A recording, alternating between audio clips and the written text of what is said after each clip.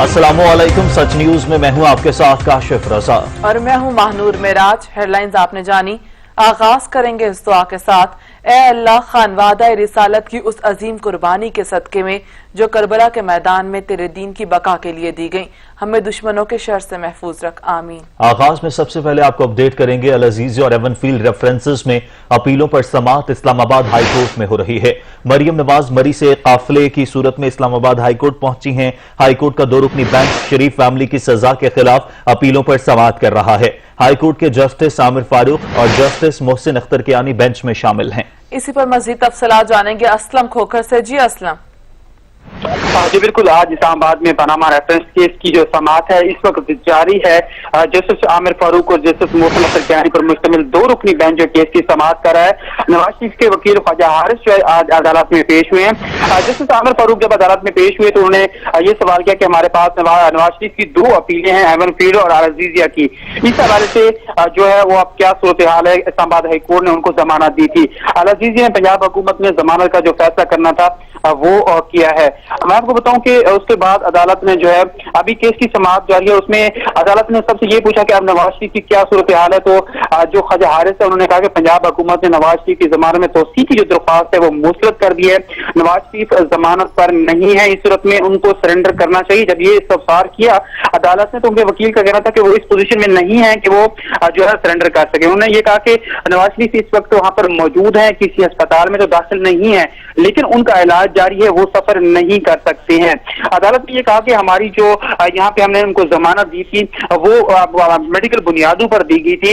उसके बाद जो पंजाब हुकूमत है उसने फैसला करना था, जिस पर अदालत ने जब ख्वाजा हारिस से इस्तफसार किया कि पंजाब हुकूमत ने इस हवाले से क्या किया है, तो ख्वाजा हारिस ने अदालत को बताया कि पंजाब हुकूमत ने उनकी जो जमानत की दोबारा तौसीक की दरख्वास्त थी वो मुस्तरद कर दी गई और ये जो दरख्वास्त है वो 27 फरवरी 2020 को मुस्तरद की गई है। और ख्वाजा हारिस ने दलाइल देते हुए ये कहा कि किसी किस्म का कोई डाउट नहीं, कोई अगर किसी को शक है तो वो जाकर जहां से चेक कर सकते हैं। और इस हवाले से जब पूछा गया कि ताजा तरीन मेडिकल रिपोर्ट कब जमा करवाई गई है, और तो ख्वाजा हारिस ने बताया कि वो भी जमा करवा दी गई है। तमाम जस्टिस मोहसिन अख्तर कियानी ने ये कहा कि लाहौर हाई कोर्ट ने जो अंडरटेकिंग ली थी वो ECL के थी। अंडरटेकिंग का पैरा नंबर 2 जो है वो आप पढ़ ली। ये हिदायत की गई ख्वाजा हारिस को अदालत की जाने से, और उन्होंने ये कहा कि लाहौर हाई कोर्ट ने इसी अंडरटेकिंग पर नवाज शरीफ को जो है 4 हफ्तों के लिए भेजा था। नवाज शरीफ ने पंजाब हुकूमत या वफाकी हुकूमत कोई नई मेडिकल रिपोर्ट जमा करवाई है या नहीं करवाई।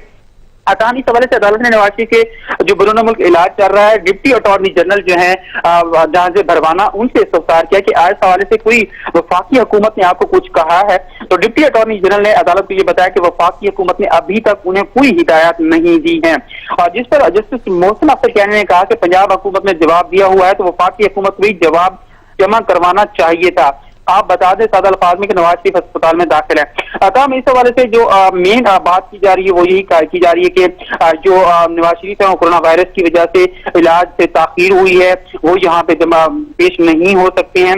और उसके अलावा उन्होंने ये अदालत ने यह भी कहा है कि जमानत और सजा मतली का जो फैसला इस्लामाबाद हाई कोर्ट ने दिया था उसका इतलाक जो है वो लाहौर हाई कोर्ट से नहीं हुआ। मैं आपको बताऊं कि जब केस की समाअत हुई तो दोनों जज साहबान जब कमरा अदालत में पहुंचे तो उन्होंने सबसे पहले जो है वो ये बात की कि कोरोना की सूरत हाल है, तो ये तमाम लोग जो है ज्यादातर लोग जो यहाँ जमा ना हों, तो इस हवाले से हमें भी ख्याल करना चाहिए। तो उनका ये भी कहना था कि बहुत सारे मसाइल भी हैं, तमाम ये एडमिनिस्ट्रेटिव मसाइल हैं जिनकी वजह से इशूज पैदा हो सके। इस दौरान सहाफियों ने जब कमर अदालत में मरियम नवाज पहुंची, केस की समाअत शुरू नहीं हुई थी, तो मरियम नवाज से जब ये सवाल किया कि एक सहाफी ने सवाल किया कि आपको कौन सा पिज्जा पसंद है, तो उन्होंने उस पर हंसते हुए जवाब दिया कि ये सब आजकल मकाफाती अमल चल रहा है। उन्होंने ये कहा कि हम ये सोच रहे थे कि 5 साल जो है वो ये हुकूमत लगाएगी मुल्क की जो हालत है उसको खराब करने में, लेकिन इन्होंने मुल्क को खराब करने के हवाले से जो है वो 5 साल की बजाय जो है वो 3 साल का जो है 2 साल में ही हुकूमत की जो है वो सूरत हाल खराब कर दी है। और उन्होंने ये भी कहा कि मैं ये जिद करूंगी नवाज शरीफ के साथ कि वो अभी यहाँ पाकिस्तान ना आए, बल्कि वो अपना इलाज जो है वो मुकम्मल करें और उसके बाद यहाँ आए। और APC के हवाले से जब उनसे बात की गई तो उन्होंने कहा कि ये सब एक पेज पर हैं या नहीं है तो ये उस वक्त पता चलेगा जब APC होगी। इस सवाल से उन्होंने ये भी कहा कि मुझे नहीं लगता कि नवाज शरीफ जो है मुझे एपीसी में जाने से मना करेंगे। और उनके ये कहना था कि उनकी तबीयत जानते हुए यकीन से कह सकती हूँ कि वो इन हालात से मुल्क में दूर नहीं रहेंगे, लेकिन जैसे ही वो ठीक हो जाएंगे तो वो यहाँ पे आ जाएंगे। इसके साथ साथ उनका ये भी एक बताया कि मरियम नवाज ने ये भी बताया कि जो नवाज शरीफ है उनका लंदन में इलाज चल रहा है और जैसे ही वो ठीक हो जाएंगे वो यहाँ पे पहुंच जाएंगे। अभी केस की समाअत जारी है और जो कल अपीलें दायर की गई थी नवाज शरीफ के इस्तिस्ना के हवाले से, हाजिरी के इस्तिस्ना के हवाले से, उस पर भी अदालत ने जो आज फैसला करना है। तमाम अभी वो उस हवाले से क्या फैसला करती है, उनको इस्तिस्ना मिलता है या नहीं मिलता, उस हवाले से भी। और दूसरा ये कि आज केस को मुलतवी करने के हवाले से जो दरख्वास्त दायर की गई थी उस पर भी बातचीत होगी। अब अभी जो दलाल हैं वो जारी हैं, नवाज शरीफ के जो वकील हैं ख्वाजा हारिस उनकी जानिब से भी और जो प्रोसिक्यूटर नैब उनकी जानिब से भी आज दरख्वास्त दलाल जारी है। और इस वक्त केस की समाअत जो अभी चल रही है, अभी इस हवाले से अदालत क्या फैसला करती है थोड़ी देर तक आगाह कर दिया जाएगा। जी सही। असलम कोकर, नवाज शरीफ की हाजिरी से इस्तिस्ना की दरखास्तों पर भी समाअत हो रही है, नैब प्रोसिक्यूटर की जानिब से भी दलाइल दिए जा रहे हैं, कुछ ही देर में तमाम तर नताइज सामने आ जाएंगे। ये बताएगा, इससे पहले मरियम नवाज ने मीडिया से गैर रस्मी तौर पर गुफ्तगू भी की थी, उनकी बॉडी लैंग्वेज कैसी थी और गैर रस्मी गुफ्तगू में क्या कहना था उनका?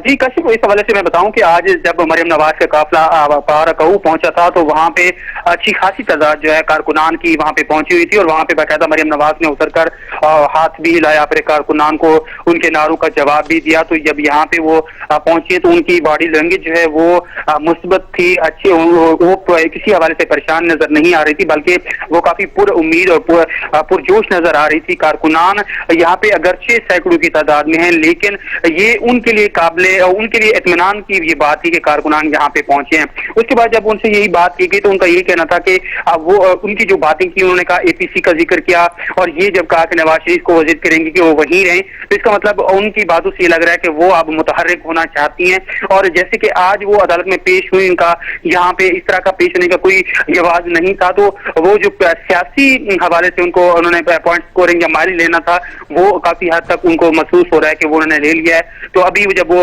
बाहर निकलेंगी तो फिर कारकुनान से अगर वो बात करती है तो उससे अगला जो उनका अमल वो हमें नजर आएगा। तमाम जब उनसे गैर रस्मी बातचीत हुई तो उन्होंने नवाज शरीफ की बीमारी के हवाले से बात की और ये कहा कि कोरोना की वजह से उनका इलाज जो है वो किसी अस्पताल में तो नहीं गया, लेकिन ताखीर जरूर हुई है, अब उनका इलाज वहां पे हो रहा है और जब तक वो मुकम्मल सेहतयाब नहीं होते तो वो उनको पाकिस्तान आने नहीं देंगे। और उन्होंने कहा कि मेरी यही उनसे दरख्वास्त होगी कि वो पाकिस्तान ना आए।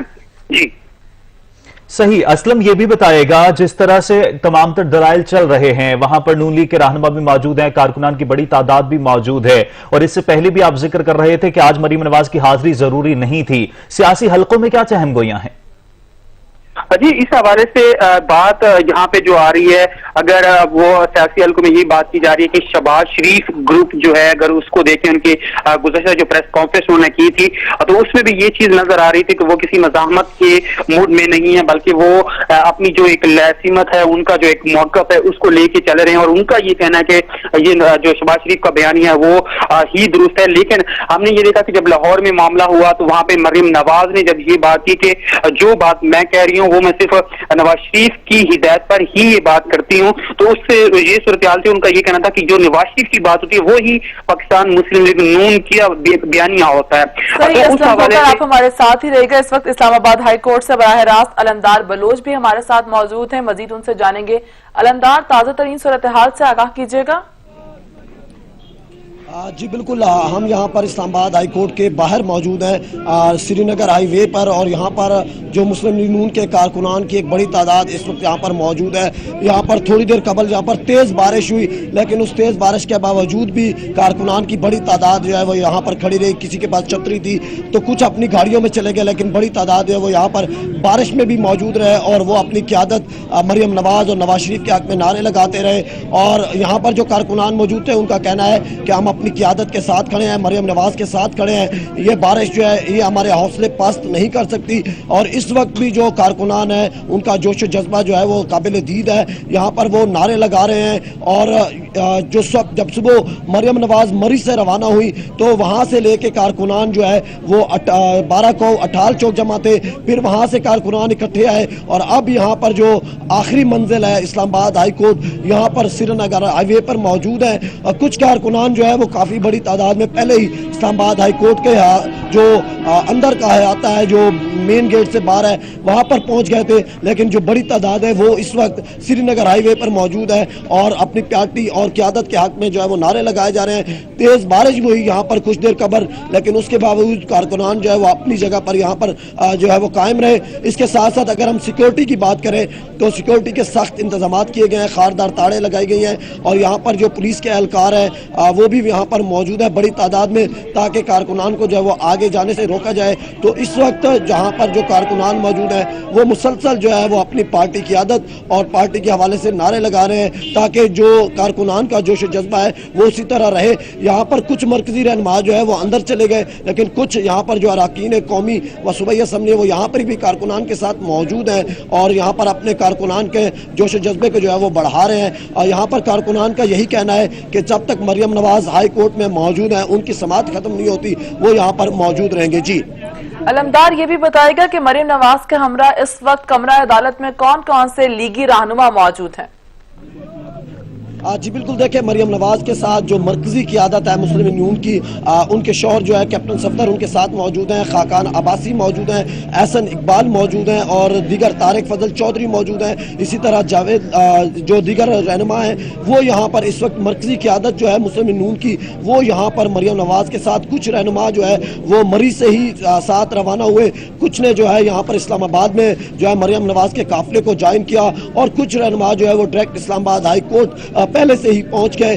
तो एक बड़ी तादाद जो मुस्लिम यूनियन की सीनियर क़यादत है वो यहाँ पर इस वक्त मौजूद है मरियम नवाज के साथ अपनी, चूँकि मरियम नवाज जो वो नायब सदर भी है मुस्लिम यूनियन की और जो क़यादत है मरकजी वो यहाँ पर जो है उनके साथ मौजूद है, इज़हार यकजहती के लिए आई है। और रहनुमाओं का यही कहना था कि मुस्लिम यूनियन की क़यादत ने हमेशा जो है वो उनके खिलाफ जो भी मुकदमात बने उनका सामना किया और आज भी ये इस बात का सबूत है कि मरियम नवाज यहाँ पर पेश हुई हैं तो वो जो भी मुकदमात है उनका सामना करेंगी और रहनुमा भी और कारकुनान भी वो अपनी क़यादत के साथ जो है वो खड़े हैं और तब तक खड़े रहेंगे जब तक रहनुमा और कारकुनान अपनी क़यादत के साथ खड़े हैं। अलमदार बलोच, आप हमारे साथ ही रहेगा। इस वक्त हमारे साथ चीफ रिपोर्टर ऑन शराजी भी मौजूद हैं। ऑन अपडेट कीजिएगा, इस वक्त समाअत जारी है। जी बिल्कुल मानूद, देखिए ये मामला शुरू हुआ सुबह 9 बजे मरियम नवाज निकली थी जो है मरी से, उसके बाद 10:30 बजे वो अठाल चौक बाराकऊ पहुंची, जहां पे एक बड़ी तादाद में कारकुनों ने उनका इस्तकबाल किया, नारेबाजी की। मरियम नवाज जो है वो गाड़ी से बाहर निकली, उन्होंने हाथ हिलाए। उसके बाद मरियम नवाज तकरीबन जो है 11 बजे इस्लामाबाद हाई कोर्ट पहुंची। उनके साथ काफिले में बड़ी तादाद में लोग थे। इससे पहले जैसे अलमदार बलोच बता रहे थे कि बड़ी तादाद में कारकुन हाई कोर्ट के इर्द गिर्द पहले ही जमा थे। उसके बाद कुछ लीगी कारकुन और रहनुमा ऐसे थे जिनको कमरे अदालत में नहीं दाखिल होने दिया गया। उनमें जो एहसन इकबाल मरकजी जनरल सेक्रेटरी हैं पाकिस्तान मुस्लिम लीग नून के, उनको भी कमरे अदालत में दाखिल नहीं होने दिया गया। उसके बाद बाकायदा तौर पर समाअत शुरू हुई। मरियम नवाज ने एक गैर रस्मी गुफ्तगू भी की जिसमें उन्होंने ये कहा कि वो इन तमाम मुकदमात का सामना करने को तैयार है और किसी तौर पे भी उनके हौसले पस्त नहीं हुए हैं। अब इसके बाद मरियम नवाज का क्या प्रोग्राम होगा, इस हवाले से अभी पार्टी की आदत से हमारी बात हुई है तो कोई वाज़े तौर पे अभी उनका प्लान सामने नहीं आया कि आया वो दोबारा वापस मरी जाएंगी या वो लाहौर जाएंगी। ताहम ये जरूर है कि अगर केस की समाअत में वक्फा ज्यादा आता है, यानी केस की समाअत 15 दिन से 1 महीने के लिए मुलतवी की जाती है, तो मरियम नवाज जो है वो लाहौर जाएंगी। और अगर केस की समाअत 2 दिनों के लिए या 1 दिन के लिए मुलतवी की जाती है तो फिर मरियम नवाज जो है वो मरी जाएगी। जी सही। ऑन शराजी, अब तक जो तमाम तर दलाइल सामने आए हैं, नैब प्रोसिक्यूटर की जानिब से दलाइल दिए गए हैं और नवाज शरीफ की हाजिरी से इस्तिस्ना की दरखास्त पर भी समाअत हुई, क्या मुतवक्के है, कानूनी माहिरीन क्या कह रहे हैं? जी बिल्कुल काशिफ, हमारी बात हुई है और अगर बात करें जो नवाज शरीफ के वकील थे ख्वाजा हारिस, उनके दलाइल इस चीज के गिर्द घूम रहे थे कि नवाज शरीफ की तबीयत जो है वो सख्त खराब है। कोरोना की वजह से उनकी जो है वो इलाज नहीं हो सका। जब अदालत ने यह पूछा, 2 रुकनी के बेंच इस्लामाबाद हाई कोर्ट का समाअत कर रहा है जस्टिस मोहसिन अख्तर कियानी की सरबराही में, तो जब अदालत ने यह पूछा कि नवाज शरीफ की जो जमानत थी वो पंजाब हुकूमत ने उसमें तौसीक करनी थी, तो क्या पंजाब हुकूमत ने तौसीक की? तो ख्वाजा हारिस ने बताया कि जी तौसीक नहीं की। उन्होंने कहा कि कब आपने दरखास्त दी थी, कब ये रिजेक्ट की गई? तो बताया गया कि जी फरवरी में ये दरखास्त पंजाब हुकूमत ने रिजेक्ट की थी। उसके बाद अब ये भी नवाज शरीफ के वकील ख्वाजा आरिफ ने दलाइल दिए कि नवाज शरीफ की सरेंडर करना मुमकिन नहीं है, क्योंकि नवाज शरीफ की जो है वो इस वक्त इलाज चल रहा है और नवाज शरीफ इलाज करवाने के लिए वहां पे मौजूद है। अगर वो इस दौरान सरेंडर करते हैं तो उनकी जो इस वक्त सेहत है वो इस काबिल नहीं है कि वो पाकिस्तान वापस आ सके।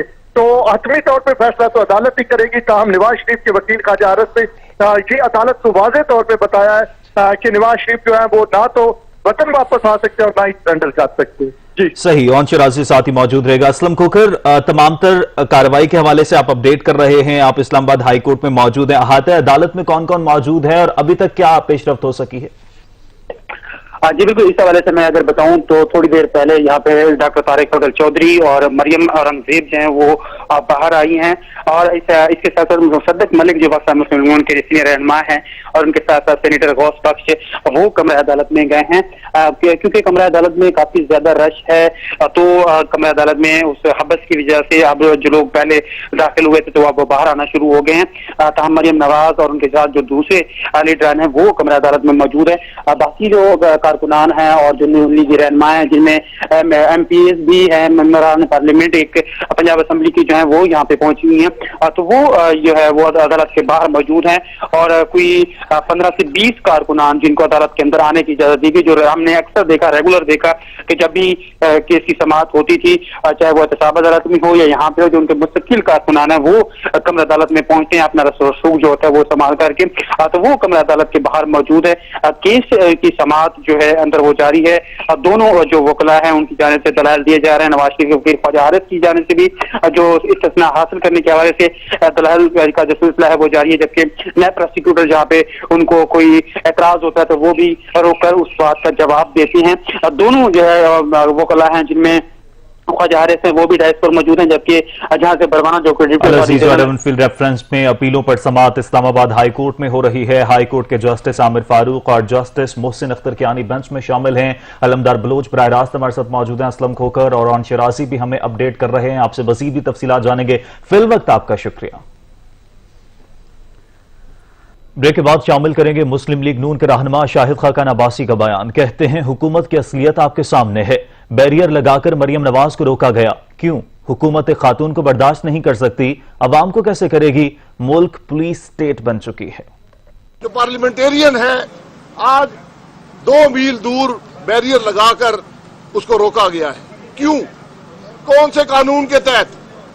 क्या किसी ने कोई पत्थर मारा, किसी ने कोई धक्का दिया, किसी ने कोई गाली निकाली?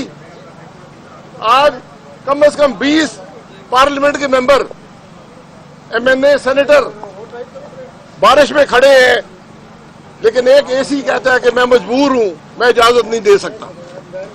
वहां से हम आए, 3 चेक पोस्टें क्रॉस करके यहां आए हैं। अब यहां पर ये साहब खड़े हैं, उनका रवैया आपके सामने है। ये इस हुकूमत की हकीकत है। सुप्रीम कोर्ट ने नेपरा कानून के सेक्शन 26 पर अमल दरामद का हुक्म दे दिया। अदालत ने कहा कानून के तहत नेपरा को अवामी समाअत करके फैसले का इख्तियार है। नेपरा कानून के मुताबिक इलेक्ट्रिक के कराची में बिजली सप्लाई के खुसूसी इख्तियार का फैसला करे। अदालत ने 10 दिन में नेपरा ट्रिब्यूनल के मेंबरान तैनात करने का हुक्म दिया है। मजीद जानेंगे सहरिश खान से। जी सहरिश। जी बिल्कुल, सुप्रीम कोर्ट ने नेपरा कानून के सेक्शन 26 पर अमल दरामद का हुक्म दे दिया और अदालत ने नेपरा से कार्रवाई को नकली रिपोर्ट भी तलब कर दी। सिंध में गैर एलानिया लोड शेडिंग पर अशखुद नोटिस की समाअत हुई। 30 गुलजार अहमद की सरबराही में अदालत उस्मा के 2 रुकनी बेंच ने ये समाअत की। दुरानी समाअत अदालत ने के इलेक्ट्रिक और पावर डिवीजन पर बरहमी का इजहार किया और चीफ जस्टिस का कहना था अपने रिमार्क्स में कि 2015 से के इलेक्ट्रिक ने 1 रुपया हुकूमत को नहीं दिया। मजीद उनका ये भी कहना था कि के इलेक्ट्रिक अवाम को बिजली और हुकूमत को पैसे नहीं देती। ख्वामखा कहा जाता है कि कराची मईशत का 70% देता है। मजीद उनका ये भी कहना था कि कराची के पास देने के लिए अब कुछ नहीं है। कराची में अरबों रुपए जारी हुए लेकिन खर्च कुछ भी नहीं हुआ। चीफ जस्टिस ने बरहमी का इजहार करते हुए ये भी कहा कि कराची में माल बनाने का सिलसिला शुरू हो गया है। पहले ही अरबों रुपए बैरून मुल्क जा चुके हैं और 4 साल से एक मेयर है जिसने एक नाली तक नहीं कराची में बनवाई। उनका ये भी कहना था कि वफाकी हुकूमत के रिट आखिर कहाँ पर है? वफाकी हुकूमत की के इलेक्ट्रिक पर अगर रेट नहीं है तो इसका मतलब है पूरे मुल्क पर नहीं है। उनका ये भी कहना था कि वफाकी हुकूमत क्या कर रही है। दुआएं समाज कैलकुलेशन का कहना था कि कराची के हालात बद से बदतर होते जा रहे हैं, जिसके बाद अदालत उस्मा ने नेपरा कानून के सेक्शन 26 पर अमल दरामद का हुक्म दे दिया और साथ ये भी कहा कि कानून के तहत नेपरा को अवामी समाअत करके फैसले का इख्तियार है और नेपरा कानून के मुताबिक के इलेक्ट्रिक और कराची में बिजली सप्लाई के खसूसी इख्तियार का फैसला करे। इसके बाद अदालत उस्मा ने नेपरा से अपनी कार्रवाई पर मबनी रिपोर्ट तलब की और केस की समाअत को 4 हफ्तों के लिए मुलतवी कर दिया है। जी, केस की समाअत को 4 हफ्तों के लिए मुलतवी कर दिया गया। सहरिश खान, अपडेट करने के लिए आपका बहुत शुक्रिया। जाली accounts case mega money laundering reference में साबिक सदर आसिफ अली जरदारी और फरियाल तालपुर समेत दीगर मुल्जिमान पर 9 सितंबर को फर्द जुर्म आयद की जाएगी। एहतसाब अदालत इस्लामाबाद के जज मोहम्मद आजम खान ने साबिक सदर आसिफ अली जरदारी, उनकी हमशीरा फरियाल तालपुर और दीगर मुल्जिमान के खिलाफ मेगा मनी लॉन्ड्रिंग रेफरेंस की समाअत की। साबिक सदर आसिफ अली जरदारी और फरियाल तालपुर की जानिब से आज की हाजिरी से इस्तिस्ना की दरखास्त दायर की गई, जिसे अदालत ने मंजूर कर लिया। अदालत ने रेफरेंस में फर्द जुर्म आयद करने के लिए 9 सितंबर की तारीख मुकर्रर की। साबिक सदर आसिफ अली जरदारी और फरियाल तालपुर समेत रेफरेंस के तमाम मुल्जिमान पर अगली समाअत पर फर्द जुर्म आयद की जाएगी। शुगर इंक्वायरी कमीशन और रिपोर्ट कलअदम करार देने से मुतालिक सिंध हाई कोर्ट फैसले के खिलाफ वफाकी दरखास्त पर सुप्रीम कोर्ट कल समाअत करेगा। रिपोर्ट करेंगी सहरिश खान। चीफ जस्टिस गुलजार अहमद की सरबराही में 3 रुकनी बेंच 2 सितंबर को वफाक की अपील पर समाअत करेगा। जस्टिस मुशीर आलम और जस्टिस एजाजुर एहसन बेंच में शामिल होंगे। अदालत ने अटॉर्नी जनरल और दीगर फरीकैन को नोटिस जारी कर दिए। वफाकी हुकूमत ने शुगर कमीशन रिपोर्ट कलअदम करार देने के फैसले के खिलाफ सुप्रीम कोर्ट से रुजू कर रखा है। अपील में मौकफ इख्तियार किया गया है कि वफाकी हुकूमत अवाम के मफाद में इक़दाम करने की पाबंद है। सिंध हाई कोर्ट ने हकायक और कानून का दुरुस्त जायजा नहीं लिया। दरख्वास्त में सुप्रीम कोर्ट से शुगर कमीशन रिपोर्ट के खिलाफ हाई कोर्ट का फैसला कलअदम करार देने की इस्तदा की गई है। दरख्वास्त में मजीद कहा गया है कि कमीशन के क़याम के गजट नोटिफिकेशन में ताखीर पर इसे कलअदम करार नहीं दिया जा सकता। कमीशन के क़याम का नोटिफिकेशन कानून के मुताबिक जारी हुआ। Sahrish Khan, sash news, Islamabad. हुकूमत ने महंगाई के मारे अवाम पर फिर बिजली गिरा दी। बिजली की कीमत में 84 पैसे फी यूनिट इजाफा कर दिया गया। सार्फिन पर 12 अरब रुपए का बोझ पड़ेगा। मजीद जानते हैं कामरान चौधरी से। जी कामरान। जी बिल्कुल, नेपरा एक्ट में अवामी समाअत की है और समाअत के दौरान बिजली की कंपनी की जाने से 86 पैसे फी बिजली की जो है वो कीमत इजाफे की दरख्वास्त की थी नेपरा से। तो नेपरा ने जो बिजली की तकसीम कंपनी की दरख्वास्त है पहले को मंजूर करते हुए 86 पैसे फी यूनिट बिजली की कीमत में इजाफा करने के लिए 84 पैसे फी यूनिट जो है वो इजाफा किया और जुलाई के महीने के लिए जो है वो ये इजाफा किया गया है। जुलाई के महीने के बिल आएंगे उनका जो है प्राइस एडजस्टमेंट की मद में जो है वो 84 रुपए सार्फिन से वसूल किए जाएंगे। बहुत शुक्रिया कामरान आपका। और अब आपको बताएं कि कराची में बारिश के बाद शहर के बेशतर इलाकों में अभी भी पानी जमा है। नया नाज़माबाद का इलाका अब भी झील का मंजर पेश कर रहा है। मजीद बताएंगे नया नाज़माबाद में मौजूद हमारे नुमाइंदे अता हुसैन। जी अता। जी बिल्कुल, कराची में बारिशों के बाद शहर का नक्शा तब्दील हो गया है, क्योंकि शहर में कराची में जो है सीवेज का निज़ाम धर्म भरम है, निकासी आप का कोई निज़ाम नहीं है। अभी भी 5 से 6 दिन गुजर चुके हैं, लेकिन अब भी जो है शहर के बेशतर ऐसे इलाके हैं जहां पे जो है बारिश का पानी मौजूद है। लोगों के घरों में पानी दाखिल हुआ है। सिर्फ सरजानी, न्यू कराची, औरंगी टाउन ही के इलाके ही नहीं बल्कि जो कराची के पोश इलाके हैं उनमें भी जो है अभी भी उनकी शाहराहों पे, उन सड़कों पे, उनके घरों में जो है वो पानी अभी भी दाखिल है। मैं इस वक्त नया नाज़माबाद के इलाके में मौजूद हूँ। अगर मेरा कैमरामैन असगर यहाँ पे आपको दिखाए यहाँ की जो सूरत हाल है, ये बारिशों में तो मुकम्मल तौर पे डूबा हुआ था, लेकिन पाक फौज और नेवी के जवानों की इमदादी सरगर्मियां जारी थी, जिसके बायस इसको काफी हद तक क्लियर करा दिए। लेकिन अभी भी इसके जो है डी और सी ब्लॉक जो है नया नाज़माबाद के, वो मुकम्मल तौर पे पानी में डूबे हुए हैं। 6 फीट 7 फीट यहाँ पे पानी मौजूद है। लोगों की गाड़ियां तबाह हो चुकी हैं, गाड़ियां पानी में फंसी हुई हैं। लोगों के घरों में पानी जो है वो दाखिल हुआ है। लोगों की चीजें जो हैं वो फर्नीचर हो गया, इलेक्ट्रॉनिक आइटम्स हो गए, तमाम तर चीजें जो हैं वो खराब हो चुकी हैं। लोग शदीद मुश्किलात से दो चार हैं। सिर्फ यही नया नाज़माबाद का इलाका ही नहीं बल्कि कराची का एक और पोश इलाका है जो डिफेंस डिफेंस और क्लिफ्टन के इलाके में वहां भी अब भी जो है वो पानी जमा है, लोगों के घरों में पानी अभी भी जमा है, वहां से भी पानी नहीं निकाला जा सका है। तो इन तमाम तर सूरत हाल को देखते हुए जो यहाँ के मकीन है, नया नाज़माबाद की जो मकीन है, ये शदीद परेशान है, इनकी चीजें भी खराब हो चुकी हैं। इन्होंने हुकूमत से यही मुतालबा कर रहे हैं कि हमारी जो नुकसानात हुए हैं उसका अजाला किया जाए। हुसैन, आप अपडेट कर रहे थे, आपका बहुत शुक्रिया। अभी आपको अपडेट करेंगे। इस्लामाबाद हाईकोर्ट ने नवाज शरीफ को पेश और सरेंडर करने का हुक्म दे दिया है। असलम खोकर से मजीद जान लेते हैं। असलम खोकर, क्या पेशरफ सामने आई है? जी बिल्कुल, आज जब केस की समाअत हुई तो इस्तिस्ना के हवाले से दरख्वास्त पर जो है बाकायदा तौर पर दलाल दिए गए। जो हजारे जब दलाल दे रहे थे तो उसके बाद अदालत ने कहा कि नवाज शरीफ को जो वो लाजमी सरेंडर करना पड़ेगा और अदालत में पेश होना पड़ेगा। अतः इस पर अदालत ने ये जरूर उस ख्वाजा हारिस को कहा कि अगर आपको ये डर है कि नवाज शरीफ को जो है वो गिरफ्तार किया जाएगा तो इस हवाले से हम जो हिदायत दे सकते हैं, लेकिन अगर उन्होंने कहा कि उनका जो सरेंडर करना जो है वो जरूरी है, अगर वो सरेंडर नहीं करते तो उसके बाद फिर हम जो भी फैसला होगा वो भी अदालत उनको दे देगी। उनका ये भी कहना था कि इस हवाले से आप बिल्कुल परेशान ना हो, ऐसा आर्डर दे देते हैं कि उनको गिरफ्तार नहीं किया जाएगा। तो अभी अदालत की समाअत है वो अभी हो रही है। लता मरीम नवाज है इस वक्त कमरा अदालत से बाहर आ चुकी हैं, जो उनके साथ कारकुनान है, कानून की रहनुमा है, वो भी कमरा अदालत से बाहर इस वक्त पहुंच चुके हैं। अभी गेट पर जो है वो काफी ज्यादा इस हवाले से रश लगा हुआ है। तमाम अदालत ने नवाज शरीफ को जो है वो सरेंडर करने का जो है वो हुक्म दे दिया है और कहा है कि उनको गिरफ्तार ना करने के हवाले से भी हिदायत जारी कर दी है। जी असलम खोकर, नवाज शरीफ को पेश और सरेंडर करने का हुक्म दिया है, गिरफ्तार ना करने की हिदायत जारी की है। अभी समाअत के दौरान वक्फा है और मरियम नवाज और कैबिनेट एट सफदर के हवाले से भी समाअत होगी।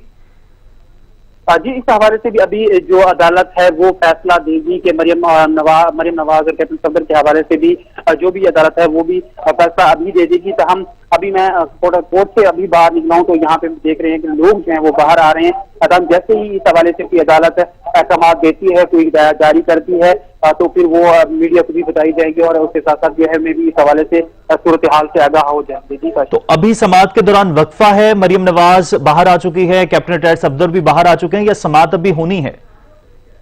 जी अभी इस हवाले से समाअत अभी होनी है, वक्फा नहीं हुआ।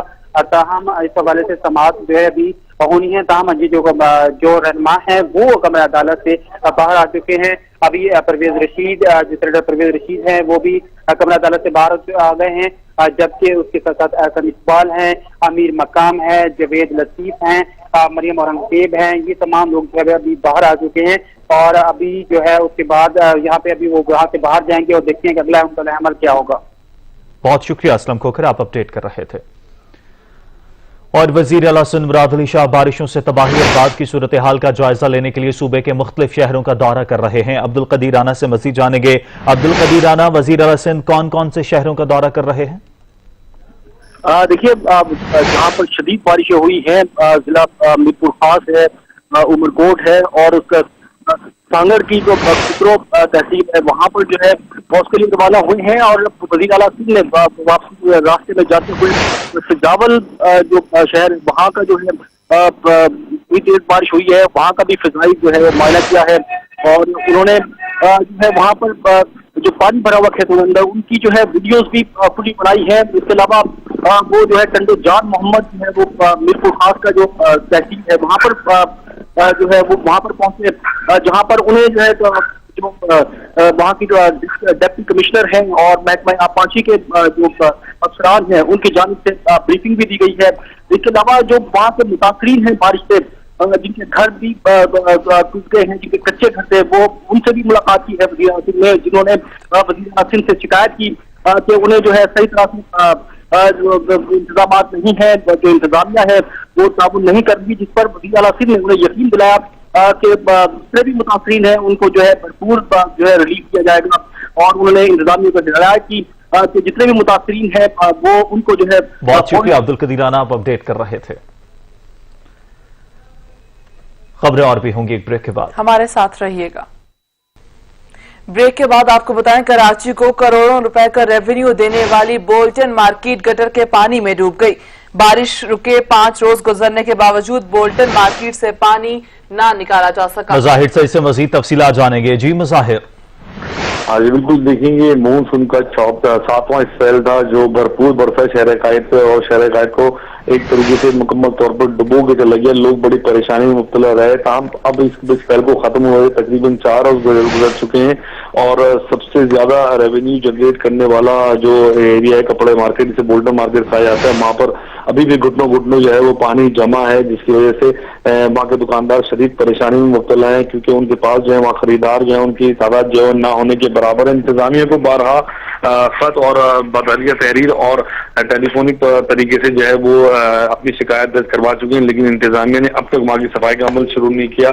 आज से जो है वो बुल्डर मार्केट की इंतजामिया जो दुकानदार हैं वो खुद अपनी मदद आप के तहत जो है वो पानी की निकासी का वहाँ काम शुरू कर दिया है, लेकिन शदीद गम गुस्सा में पाया जाता है। मैं कहना ये कि हमें लाखों रुपए का रोजाना की बुनियाद पर नुकसान हो रहा है, जिसकी जिम्मेदार हुकूमत सिंध और शहरी इंतजामिया है। बहुत शुक्रिया मुजाहिर सईद आपका अपडेट करने के लिए। पंजाब में तूफानी बारिशों ने तबाही मचा दी। छतें गिरने समेत मुख्तलिफ हादसात में 7 अफराद जाँ बहक जबकि मुताद्दिद जख्मी हो गए। पंजाब में तूफानी बारिशों ने तबाही मचा दी। टोबा टेक सिंह में बारिश के बायस घर की छत गिर गई। मलबे तले दबकर 2 खवातीन जाँ बहक जबकि 3 अफराद जख्मी हो गए। मुल्तान की तहसील शुजाबाद में घर की छत गिरने से बच्चों और खवातीन समेत 10 अफराद जख्मी हो गए। लिया के इलाके करोड़लाल ईसन में बारिश से मकान की बोसीदा छत गिर गई। मलबे तले दबकर खातून समेत 2 अफराद शदीद जख्मी हो गए। भक्कर की तहसील मनकेरा के नवाही इलाके सादवाला में घर की दीवार गिरने से खातून मलबे तले दबकर जाँ बहक हो गई। अटक में बारिश के बायस घर की छत गिरने से 3 अफराद जख्मी हो गए। चकवार में बारिश के बायस छतें गिरने के 3 वाकयात पेश आए, जिनमें 2 खवातीन समेत 3 अफराद जाँ बहक जबकि मुतादिद जख्मी हो गए। झंग की तहसील अहमदपुर सियाल में बारिश के बायस घर की छत गिर गई। मलबे तले दबकर 6 अफराद जख्मी हो गए। खुशाब के इलाके नूरपुर थल में आसमानी बिजली गिरने से बच्चा जान की बाजी हार गया। मुल्क में जारी बारिशें रेलवे शेड्यूल पर भी असरअंदाज होने लगी। कराची और कोयटा से लाहौर जाने वाली ट्रेन आज भी गैर मामूली ताखीर का शिकार हैं। मजीद जानते हैं अपने नुमाइंदा नबील नकवी से। जी नबील। जी बिल्कुल, मुल्क भर में जारी शदीद बारिशों के सिलसिले के बायस से पाकिस्तान रेलवे जो बारिशों से पहले ही अपने टाइम टेबल शेड्यूल के मुताबिक लाने में नाकाम नजर आ रहा था। बारिशों का बायस निज़ाम जो है मजीद धर्म भरम होता हुआ हमें लोगों को इस वक्त नजर आ रहा है। आज भी कराची और कोयटा से आने वाली ट्रेनें जो हैं वो 1 से 6 घंटे ताखीर का शिकार हमें नजर आ रही हैं। इस वक्त मौजूद हूं लाहौर के रेलवे स्टेशन पर। आप देख सकते हैं कि सुबह 5 बजे आने वाली अवाम एक्सप्रेस इस वक्त जो है वो लाहौर जंक्शन में पहुंची है। 6 घंटे का ताखीर से लिए आज लाहौर पहुंची है। और इसके अलावा सर सईद एक्सप्रेस, रहमान बाबा एक्सप्रेस, मिल्लत express, green line, Karakoram express भी जो है वो हम लोगों को काफी ताखीर का शिकार से होती हुई जो इस वक्त नजर आ रही है। गुज़िश्ता रोज भी हमने देखा कि कराक्रम और शाह हुसैन एक्सप्रेस जैसी जो अहम ट्रेनें, उन ट्रेनों को जो कैंसिल कर दिया गया था, ताहम उनके मुसाफिरों को जो है दूसरी ट्रेन में जो है वो एडजस्ट किया गया था। गुज़िश्ता रोज DCO लाहौर इना असगर भी हम लोगों को रेलवे स्टेशन पर नजर आई, और जिन मुसाफिरों को बाकियों को एडजस्ट किया, और जो मुसाफिर नहीं जाना चाहते थे उनको उनसे जो है पाकिस्तान रेलवे ने जो है उनको रिफंड का भी वादा किया था।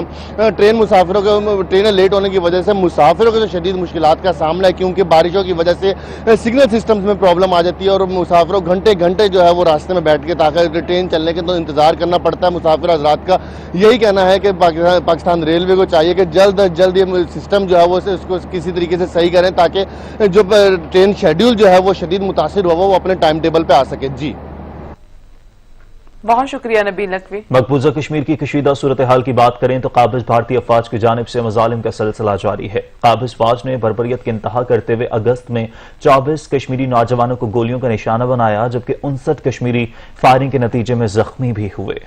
भारत के जेर कब्जा मकबूजा कश्मीर में काबिज और जालिम भारतीय फौज ने रियासती दहशतगर्दी का सिलसिला जारी रखते हुए अगस्त के महीने में 24 कश्मीरियों को शहीद किया, जिनमें बच्चे और खवातीन भी शामिल हैं। मकबूजा कश्मीर में गुज़श्ता माह काबिज फौज ने 59 कश्मीरियों को जख्मी किया। भारत ने ताज़ा रियासती दहशतगर्दी की कार्रवाई वादी के जिला शुपिया में की, जहाँ पर काबिज भारतीय फौज ने 4 कश्मीरियों को शहीद कर दिया। जुलाई में नामुजाहिरीन पैलेट गन्स के बायस जख्मी हुए, जिनमें से 4 अफराद बेनाई से महरूम हो गए। भारतीय फौज ने नाम निहाद सर्च ऑपरेशन के नाम पर 98 बेगुनाह अफराद को गिरफ्तार करके हफ्स बेजा में रखा हुआ है। भारतीय फौज ने 11 घर भी तबाह कर दिए। रमा साल 8 माह में भारतीय फौज की फायरिंग से 172 कश्मीरी नौजवान शहीद हो चुके हैं। सऊदी अरब में एक बार फिर शाही खानदान और सरकारी मुलाजिमीन के खिलाफ हुकूमती कार्रवाइयां शुरू कर दी गयी। शाह सलमान ने मुतादिद सऊदी फौजी अफसरान, शाही खानदान के 2 अफराद को बदउनवानी के इल्जाम में ओहदे से हटा दिया। अरब न्यूज के मुताबिक सऊदी फरमारवा शाह सलमान बिन अब्दुल अजीज ने मुश्तरका अफवाज के कमांडर अल जौफ खित्ते के नायब गवर्नर को वजारत दिफा में बदउनवानी के इल्जाम में ओहदे से बरतरफ कर दिया। शहजादा फहद बिन तुर्की बिन अब्दुल अजीज आले सऊद को मुश्तरका अफवाज के कमांडर के ओहदे से हटाने के साथ उनके बेटे शहजादा अब्दुल अजीज बिन फहद बिन तुर्की को भी अल जौफ के नायब गवर्नर के ओहदे से हटा दिया है। शाही फरमान के मुताबिक जनरल स्टाफ के नायब चीफ लेफ्टिनेंट जनरल मुतलक बिन सलीम बिन मतलिक अल अजीमा को शहजादा फहद की जगह मुश्तरका अफवाज के कमांडर के तौर पर तैनात किया गया है। 2017 में भी वली अहद बनने के बाद शहजादा मोहम्मद बिन सलमान ने बदउनवानी के खिलाफ मुहिम चलाई और मुतादिद शहजादों को रियाज के एक होटल में रखकर लूटी गई 106 अरब डॉलर की रकम वापस ली। मार्च में भी 300 से ज्यादा सरकारी अफसरान को बदउनवानी के इल्जाम में गिरफ्तार किया गया। लबनान के साथ बरादराना इत्तेहाद का इजहार करते हुए फ्रांसीसी सदर एक बार फिर लबनान पहुंच गए। दौरे का मकसद लबनान की नई हुकूमत के साथ मिलकर इमदादी सरगर्मियों के लिए काम करना है। फ्रांसीसी सदर इमानुएल मैक्रोन एक रोजा दौरे पर लबनान में मौजूद हैं। बंदरगाह पर होने वाले धमाकों के बाद फ्रांसीसी सदर का ये लबनान का दूसरा दौरा है। फ्रांसीसी सदर ने अपने सरकारी दौरे का आगाज सियासी उमूर से किया जो लबनान और फ्रांस के ताल्लुकात की गहराई की अक्कासी करता है। उन्होंने कहा कि फ्रांस और लबनान के बाहिमी ताल्लुकात 100 साल से जारी हैं। एक दौरे पर का मकसद बेरवत बंदरगाह के बाद लबनान को दरपेश मुश्किलात में मदद फराहम करना और लबनान की नई हुकूमत के साथ मिलकर इमदादी सरगर्मियों के लिए काम करना है। फ्रांसीसी सदर लबनान की आज़ादी की 100 साला तकरीबात में शिरकत भी करेंगे।